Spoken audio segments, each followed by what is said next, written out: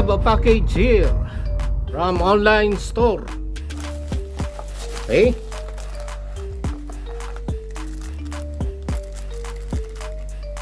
DC motor R260.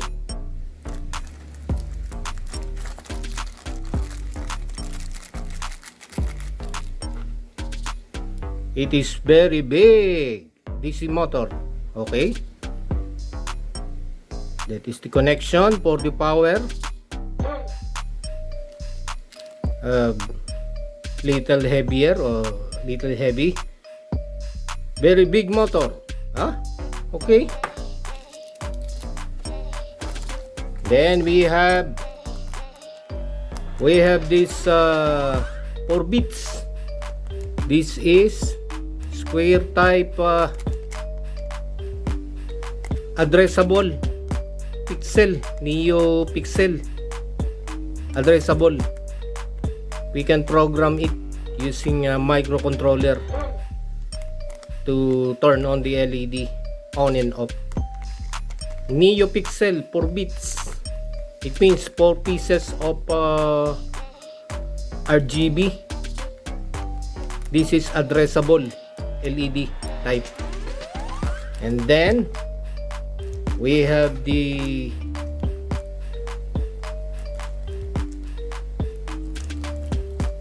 this is,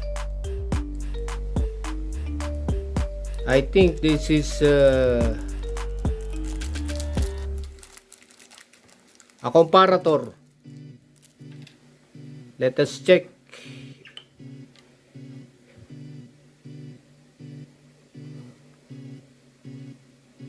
LM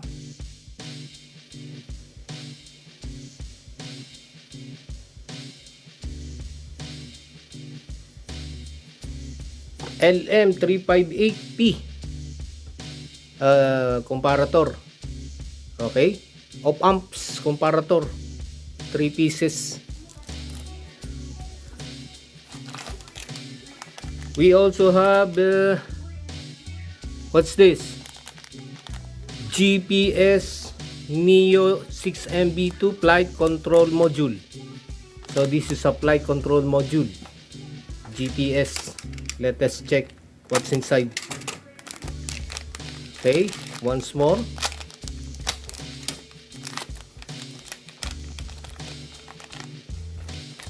Okay, this is GPS flight controller. GPS tracker. We can track the location of the GPS using this gadget module. Okay, with this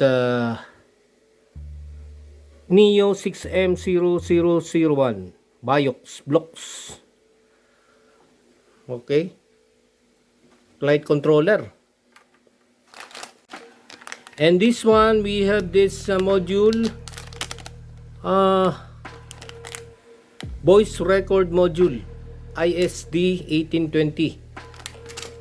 Let us check what's inside. This is a voice recorder. Okay, with the IC ISD 1820PY. These are the components inside the module. This is a voice recorder. We're going to use this to record the voice. And then we have this module. I think this is a module. Oh, Nodemcu V2 version 2 ESP8266 development board. Okay, let's check what's inside.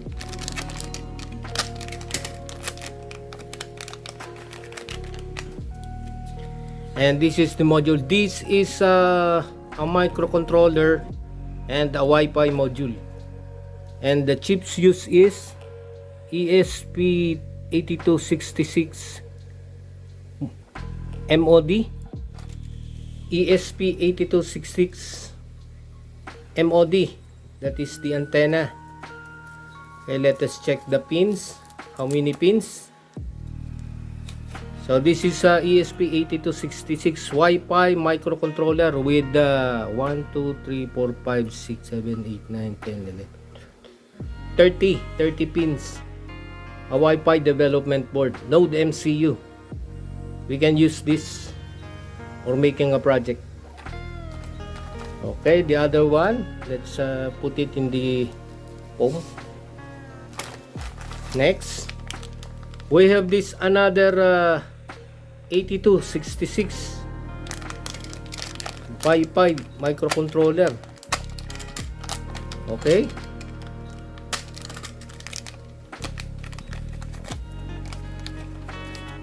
ESP8266 with the, where is that? Chips used is 8266 ESP MOD. So 2.4 gigahertz, usually a Wi-Fi antenna, and this is a microcontroller at the same time a Wi-Fi, same as this one. So here we have the Amica Nodemcu, Amica with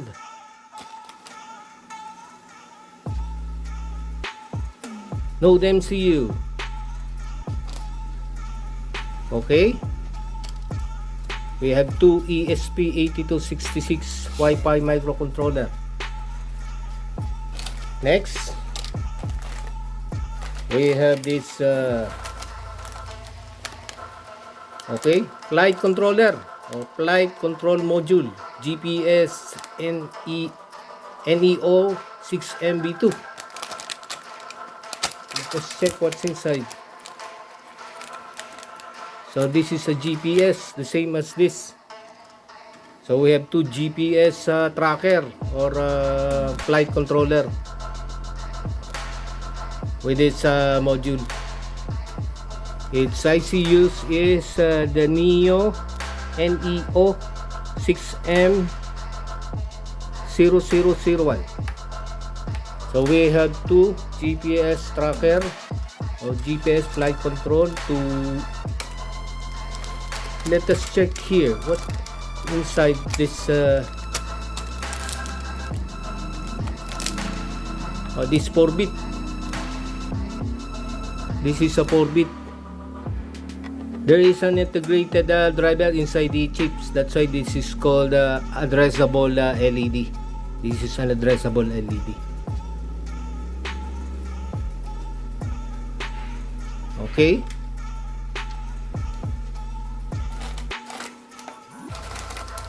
Then we have this, another addressable LED. Okay. Oh, what's this? What's wrong with this? Okay. It is a stick type. 1, 2, 3, 4, 5, 6, 7, 8 addressable LED RGB. It has an integrated driver.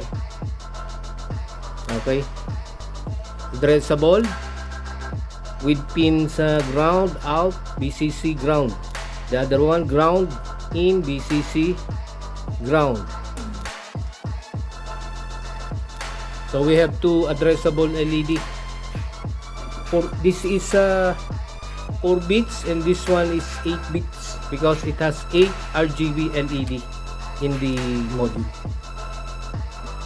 And this one is, I don't know, but it is included in the 8 bits LED module, or they call it a NeoPixel.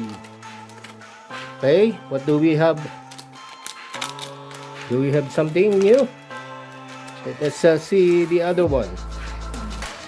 Another is this. This is NFC RFID MFC 522 reader. Okay, and 33.56 megahertz. Reader kit. Let us check. Okay, this is the ID card for the reader. This is the sensor. Okay, and this one is the reader kit, RFID, for any ID using a tag, reader tag. Okay, with the key, with key holder, including pin header, 2 pin header, right angle. This is a right angle one, and the other one is straight. 1 2 3 4 5 6 8 pins for the RFID reader, RFID tag, RFID ID. And the other one, we have this. Okay, we have the OLED LCD I2 I squared C 0.91 inch blue module for Arduino. Okay, let us see that.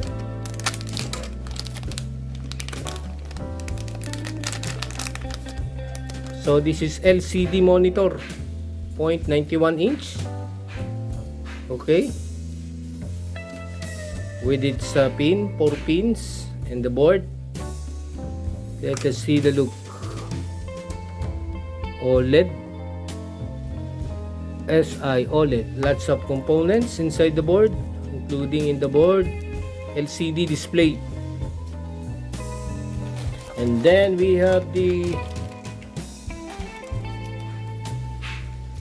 another 4-bit, which means 4 pieces of LED RGB. Let us see what's inside this. Let us see the look. So we have another 4-bit square type addressable LED, also known as NEO6MV2 by the Adafruit. So we can program this using microcontroller, square type. And then we have this. What's this? Boost converter. This is a boost converter from 3 volts to 5 volts, capable of boosting a voltage. Boosting means to level up or making to increase the voltage. Okay, this is the board for the boost converter, boosting the 3 volts to become 5 volts. Boost converter. I see. Boost. Okay, boost converter, in, out. Another one, another boost converter. Let us check if it is a boost converter. Boost converter,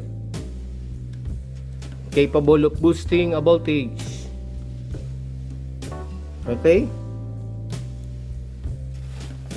And then we have the NAND. No more, no less. That's what's inside our package. Let us check if we miss something in the computer. Okay, no need. So this is the 28266 ESP to GPS tracker, 3 op amps, LM358, 2 square 4 bits addressable LED o NeoPixel, DC motor, big DC motor, then voice control, voice recorder. Another this one is the boost converter, boosting 3 volts, making it 5 volts. And this one is the RFID, a sensor type RFID with tag and the ID card. And then we have this stick, 8 bits, 1 2 3 4 5 6 7 8 RGB or 8 bits addressable LED, and our LCD display, 0.91 inches. We can use this together with Arduino Uno. So these are our package.